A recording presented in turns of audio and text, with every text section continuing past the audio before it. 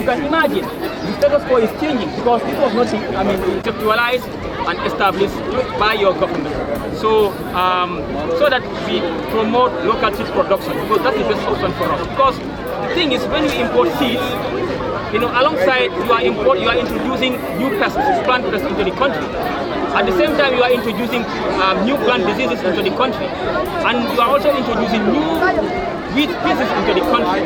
And the most important of all, you are exporting jobs to other countries, which we need most in this country. We want to create jobs.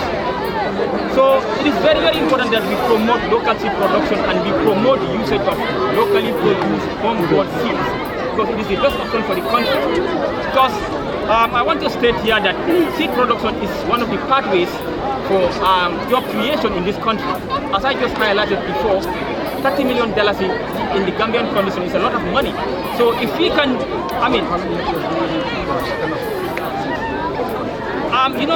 the seed program, we are not dealing with every farmer. We have specialized seed growers. Because seed production is a special area. So you need to get the skills and knowledge to be able to produce good quality seeds. So what we do as NSS, we register, we registered seed growers. They are special farmers. We don't call them farmers, they are seed growers. Yes, because there is very, very, very high demand for high quality seeds in the country. This is why FA was able to spend this amount of money, and all the seeds that we have bought, we are distributed for this past cropping season. So this goes to say that there is very, very huge market for seed in the Gambia. So, and it is one of the pathways for job creation in this country, because we cannot continue importing seeds out of the country when we can do it better here. So this is the reason why we want to showcase this activity for everybody to be convinced that yes, we can do it in the country. If the necessary resources are available, we can definitely do it in the country. Because this activity I'm presenting to you today is a tripartite agreement between the National Seed Secretariat. Yes, you are right, Your Excellency. You are right.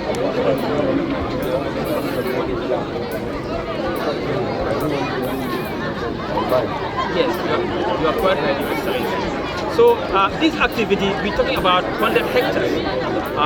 4 different communities were involved that I highlighted earlier.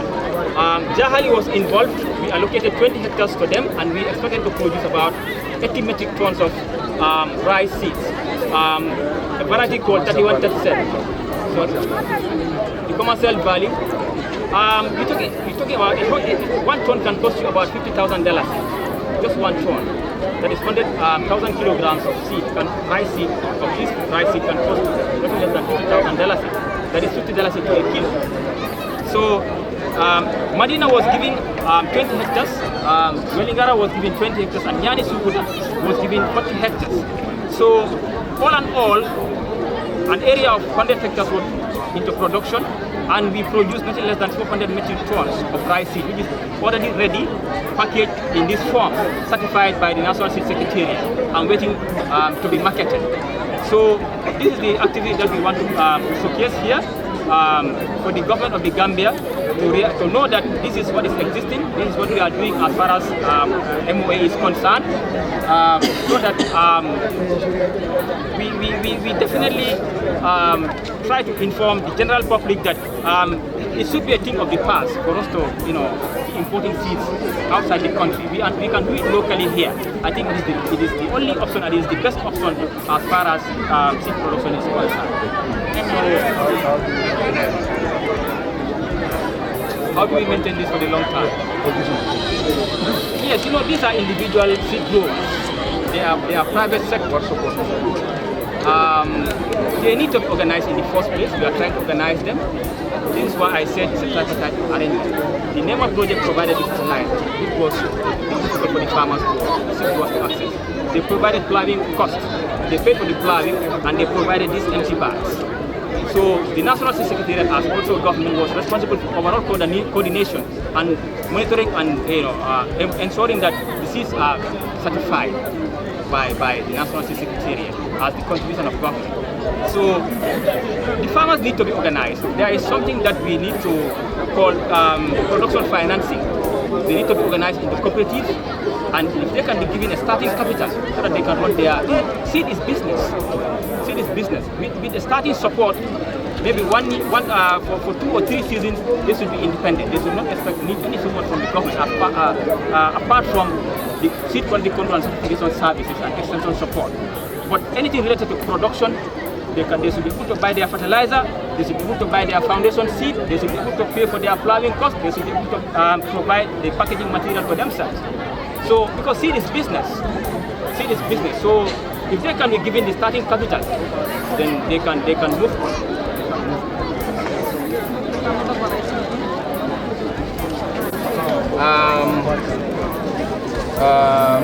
Welingara Seed Grower Association, or they call it locally Welingara Turiwandi Kafo. So you can see all the bags, the packaging materials are provided with logos to indicate the parties that came together to implement this activity. You have an order. A lot of work as far as trying to get us what they call salt-tolerant rice varieties that can do very well in this salt-affected rice growing ecology. Yes. Those varieties can definitely grow and grow salt-affected.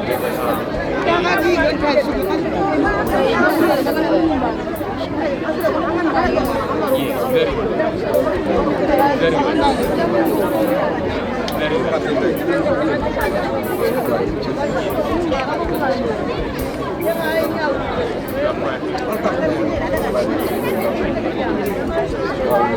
Exactly. Exactly. We have to come up with, yes, we have to go with smart technologies. And all these varieties are smart technologies. Yes, I think a lot has been done as far as that dimension is concerned. We have at NARI, we have NARI can explain that their DG is here. They have been working on bringing about salt-tolerant varieties as I highlighted earlier.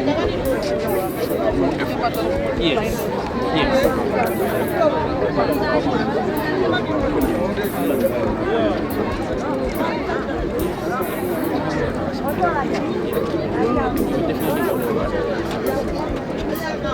We also want to showcase a small portion of what we do as the National Seed Secretariat.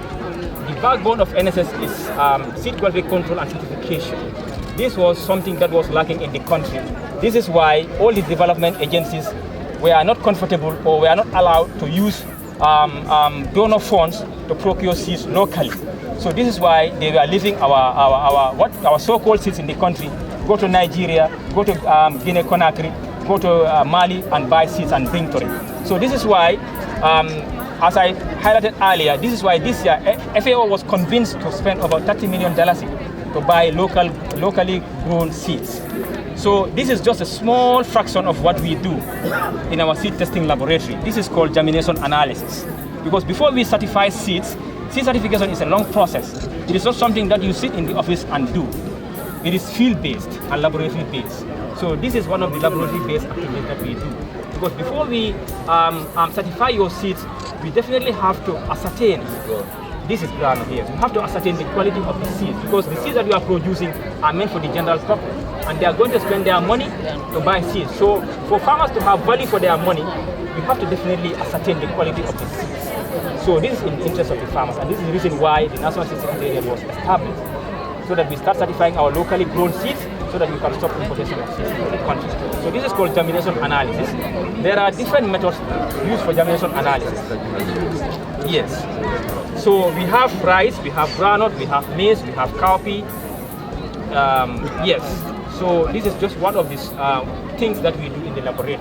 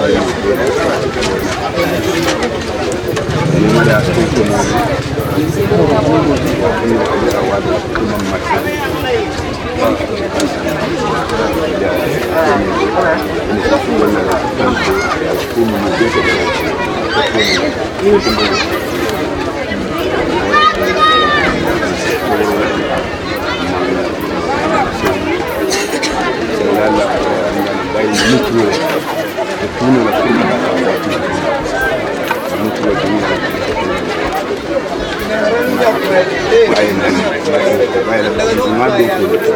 Dino banco da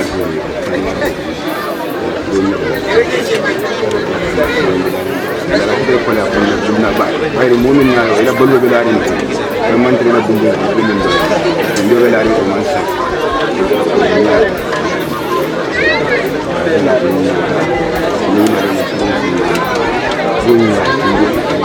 Ya bunda ni. Barinde mirjaida. Ay kuma ko. Abin man pro.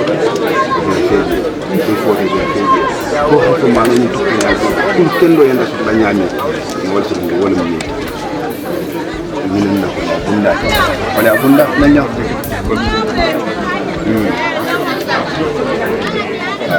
wala bunda flanjang wala mna binkirani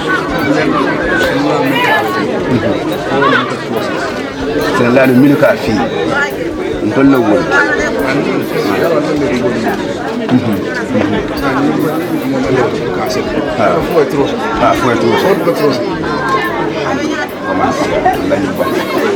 ñaari téléphone ay bàyyi ko ñu ko hunde ko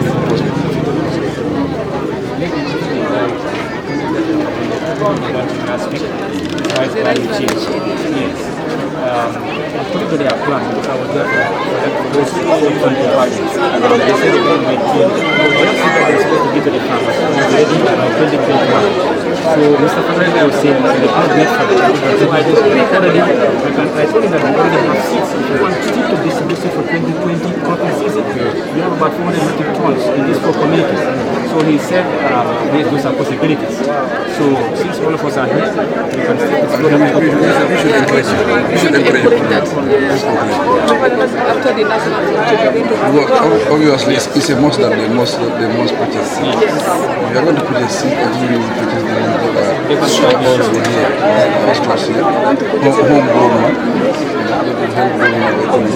and the house is also very important.